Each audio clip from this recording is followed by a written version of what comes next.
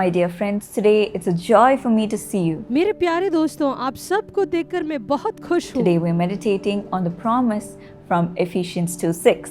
आज हम इफिसियों के पुस्तक अध्याय 2 वचन 6 से मनन करने वाले हैं। God raised us up with Christ और मसीह यीशु में उसके साथ and उठाया seated us with Him और उसके साथ बिठाया in the heavenly realms. स्वर्गीय स्थानों में। My dear friends, today God will raise you up मेरे प्यारे दोस्तों, प्रभु आज आपको ऊंचा उठाएंगे and He will keep you seated with Him in the heavenly realms. और वे आपको उनके साथ स्वर्ग के स्थानों में When बिठाएंगे।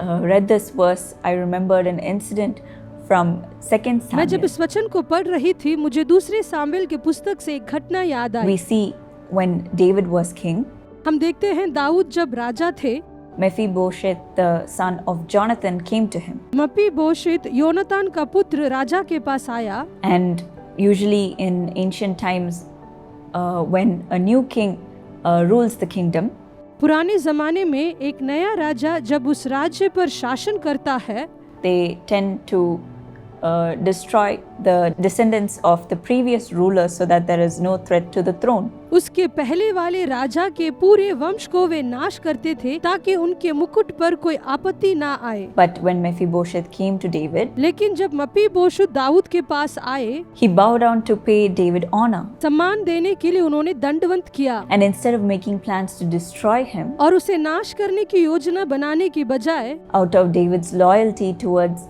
Jonathan, he showed mercy towards him. जोनातान के प्रति अपनी वफादारी के कारण दाऊद ने उस पर दया दिखाई। He said, I will restore to you all the land that belonged to your grandfather Saul. उसने कहा, मैं तुझे वह सारी भूमि लौटा दूंगा जो तेरे दादा शाऊल की थी, And you will always have a seat in my table. और मेरी मेज पर तुम्हारे लिए हमेशा एक जगह रहेगी।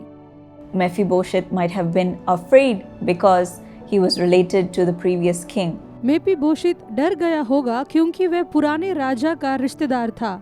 My life is at risk. मेरी जान खतरे में है। How can I approach the new मैं king? नए राजा से कैसे संपर्क कर सकता What हूँ? will he do to me? वह मेरे साथ क्या करेगा? But then David showed him mercy लेकिन दाऊद ने उस पर दया दिखाई and restored to him everything that belonged to his grandfather. और उसे वह सब कुछ लौटा दिया जो उसके दादा शाऊल का था, Because of his loyalty and friendship towards his father. उसके पिता के प्रति उनकी वफादारी और मित्रता के कारण। Yes, my dear friends, in the same way, God is merciful towards you. हाँ मेरे प्रिय दोस्तों, उसी प्रकार प्रभु भी आपकी ओर करुणा करते हैं। Today you may say, I'm full of sin. आज आप कहते होंगे कि मैं पाप में डूबा हूँ, I've made so many mistakes. मैंने बहुत ज्यादा गलतियाँ की है, How can I approach God?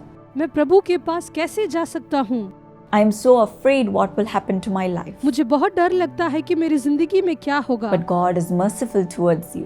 लेकिन प्रभु आप पर दयालु है, Because He has purchased you with His blood, He is merciful towards क्योंकि you. उन्होंने खून का मोल देकर आपको खरीदा है, इसलिए वे आपकी ओर दयालु है। Out of His kindness, He raises you up from your sinful life. अपनी दया से वह तुम्हें तुम्हारे पापों की जीवन से ऊपर उठाता है। When you repent and when you confess your sins to the Lord, जब तुम पछताते हो और अपने पापों को प्रभु के सामने स्वीकार करते हो, He is merciful towards you. वे आप पर दयालु हैं, He shows His kindness towards you. वह तुम्हारी ओर अपनी मेहरबानी दिखाते हैं, He raises you up from your old life, वे आपको आपकी पुरानी जिंदगी से ऊपर उठाते हैं, gives you a new start, आपको एक नई शुरुआत देते हैं and makes you sit with Him in heavenly realms. और आपको उनके साथ स्वर्ग के स्थानों में बिठाते Today you हैं। may say, because of my sin I am a nobody. आज आप कहते होंगे आपकी पाप के वजह से आप कोई नहीं है, Everybody has cast me out. सबने मुझे बाहर कर दिया है। If I run back to my father, will he take me in? अगर मैं अपने पिता के पास लौटूंगा, क्या वे मुझे अपनाएंगे? Today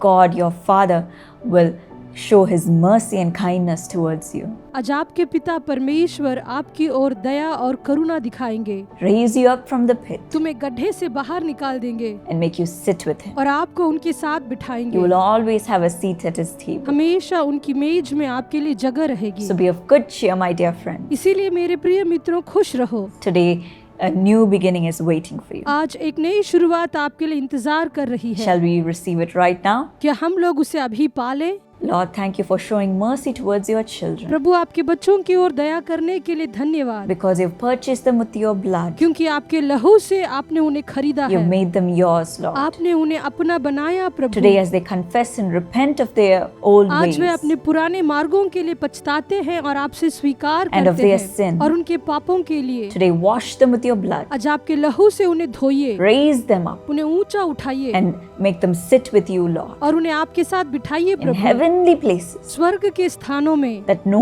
man can जहाँ reach, कोई मनुष्य पहुंच नहीं that सकता, nobody can stop. जिसे कोई रोक नहीं सकता। Yes, Lord, nothing can separate your children from your love. हाँ प्रभु, आपके प्रेम से आपके बच्चों को कोई अलग नहीं कर So सकता। today be merciful and show your kindness to them, इसलिए Lord. आज दयालु बनकर आपके बच्चों पर अनुग्रह कीजिए प्रभु, Wash them clean उन्हें धोकर साफ करें and raise them up. और उन्हें ऊपर उठाइए। Thank you for giving them your strength, उन्हें अपना बल देने के लिए धन्यवाद, helping them overcome every sin उन्हें हर पाप से उभरने में मदद करना and making them brand new today. और आज उन्हें बिल्कुल नया बना दिया। Thank you for blessing them with a new start. उन्हें नई शुरुआत से आशीष करने के लिए धन्यवाद। Honor them, Lord. उनका आदर करो In Prabhu, Jesus' name I Yeshu pray. के नाम से प्रार्थना करते हैं, आमीन। God bless. प्रभु आपको आशीष My करेंगे। dear friends, if this video was a blessing to you, send it to someone who needs this encouragement today. प्रिय दोस्तों, अगर ये वीडियो आपके लिए आशीष था तो किसी व्यक्ति को भेजिए जो इससे प्रेरणा पा सकते हैं। Now, my friends, we have the Dynamic Kids Camp coming up this May. और अब मेरे दोस्तों, डायनामिक किड्स कैंप इस मई महीने में आ रहा है। We are going to serve thousands of children in all the prayer towers of Jesus Calls. हम हजारों बच्चों की सेवा करेंगे जीसस कॉल्स के सभी प्रेयर टावर में, From 6 to 12 years. जो कि 6 साल से 12 साल के बच्चे। 6 days camp. 6 दिनों का कैंप है And the title of this year's program is Signet Ring. और इस साल के इस प्रोग्राम का नाम है हाथ की अंगूठी। There'll be music, इसमें संगीत होगा, singing, गीत गाना, dancing, नाचना mime, और फिर money crafts, crafts, painting, painting games और गेम्स हैं, for them to learn the Word of God ताकि वो परमेश्वर का वचन सीख सके, and give their lives for God's mission. ताकि अपना जीवन प्रभु के मिशन के लिए दे सके। So partner with this Dynamic Kids Camp ministry. तो डायनामिक किड्स कैंप सेवकाई में आप पार्टनर बनिए, Pray for it. इसके लिए प्रार्थना कीजिए, Secondly, send your children. और दूसरी बात अपने बच्चों को भेजिए, And thirdly, give your support to make this happen because we are going to offer it free.